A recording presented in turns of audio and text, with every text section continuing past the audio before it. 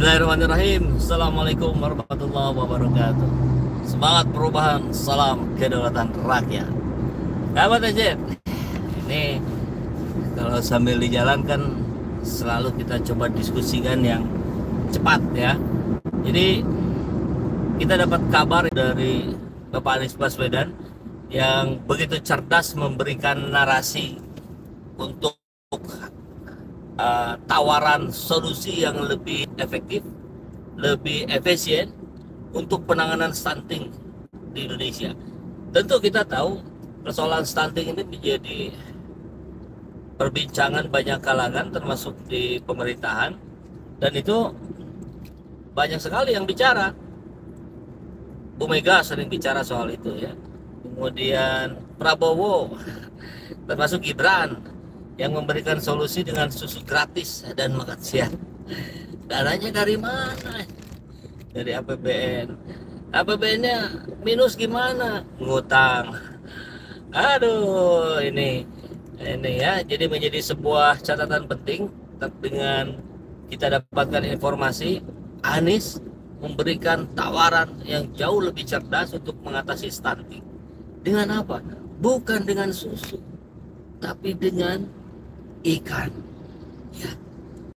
Indonesia ini melimpah sekali ikannya ya, tinggal bagaimana kemudian dikelola dengan jauh lebih profesional, dengan jauh lebih transparan, menggunakan teknologi digital sehingga dapat diukur dengan cermat, tepat, cepat. Nah, kita coba pakai. Coba kita bacakan dulu. Anies pilih atasi stunting pakai ikan, bukan susu. Mudah didapat, harga murah. Nah, ini kecerdasannya ya. Alih-alih memberikan susu gratis, Anies memilih untuk mengatasi stunting dengan ikan. Itu apa namanya? Binatang dengan satu huruf ya. Ikan. Banyak anak-anak kita yang punya istilahnya apa? Laktosa intoleran. Dan kita ini punya laut yang luas. Kita punya sumber pangan dari laut yang banyak, yang belum terkelola dengan efektif selama ini.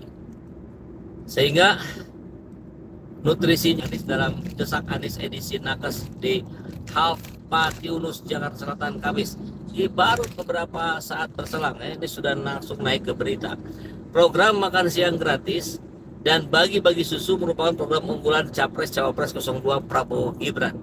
Anies tidak setuju dengan program bagi-bagi susu ini karena selain tidak mencakup kebutuhan anak-anak yang alergi terhadap kandungan susu, program ia nilai hanya menguntungkan pengusaha susu. Benar juga ya. Banyak di antara kita yang alergi terhadap susu. Dan siapa yang diuntungkan ketika bagi-bagi susu gratis dengan dana APBN yang ratusan triliun itu? Ya pengusaha susu, pabriknya, bukan petani susu. Susunya malah mau diimpor pula berapa? 1,5 juta gitu ya. Gimana itu nanti pengelolaannya? Masalah lagi.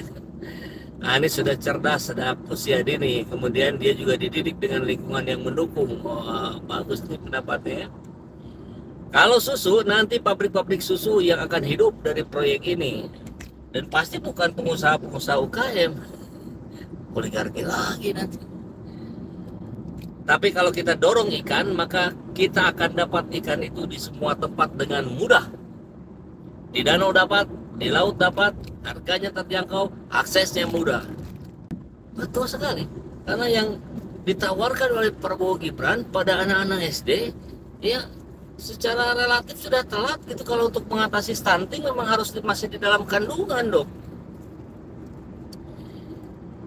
Sebab Anies berpendapat mengatasi masalah stunting dengan memberikan makan siang kepada anak-anak yang sudah duduk di bangku sekolah adalah langkah yang terlambat. Pikiran cerdas dan penanganan yang lebih tepat. Ikan kaya protein dan lebih memberdayakan nelayan. Itu dia. Keren sekali bukan? Tapi penanganannya tidak bisa di masa sekolah. Jadi nggak cukup dikasih makan siang. Sudah terlambat. Nggak cukup. Jadi yang dikasih makan siang itu harusnya ibu hamil, bukan anak yang sudah sekolah. Memang ngaco-ngaco dia. Statement dari mereka entah karena sudah ada deal-deal dengan pengusaha pabrik susu barangkali. Jangan-jangan begitu gitu. Bagaimana kita mengutamakan kebutuhan itu tentu menyesuaikan dengan sumber yang ada terlebih dahulu kan. Kita tahu sapinya terbatas, harus ngimpor pula sapi. Masalah baru lagi itu. Hanya sekejap jadi Menhan, lahan yang tadinya 340 jadi 500.000 hektar. Oh, itu bahasan yang kemarin ya. Mungkin program ini bisa membantu perekonomian dari sektor perikanan, khususnya nelayan. Tapi juga memang harus memberantas mafia-mafia ikan yang ada serta mengakomodir distribusi ikan. Ini dari Coldem. Ini bagus sekali ya. Jadi satu langkah banyak hal terselesaikan ya, dengan menata persoalan penanganan ikan, kemudian nanti pencegahan stuntingnya dapat, nelayannya terberdayakan, rakyat Indonesia tambah pintar kan, makan ikan itu bikin pintar ya, dan gizinya lebih banyak ikan. Bayangin kalau gula susu yang dimaksud oleh yang suka dibagi-bagi oleh Gibran, Habibur Rahman dan sebagainya tuh kubus mereka yang sekarang ngasih-ngasihnya susu itu kandungan gulanya tinggi, itu diabetes pula nanti dapatnya, kan repot kalau begitu. Simpel mikirnya bang, jika stunting kasih susu yang untuk pabrik, jika ikan maka nelayan, pedagang dan lain-lain ini mendapatkan lapangan pekerjaan. Betul Bunda Sutopo, setuju saya. Dan mayoritas emang susu itu dipakai oleh pengusaha-pengusaha besar, bukan susu yang diperternak langsung ya, kata Sakurnikov. Tolong sebelum memulai program ini himbau rakyat untuk menghafalkan nama-nama ikan. Bisa menghafalkan ikan kasih sepeda. Itu masa lalu ya. Oke. Protein tulang. Oke, ini menarik nih. Respon-respon dari netizen juga luar biasa.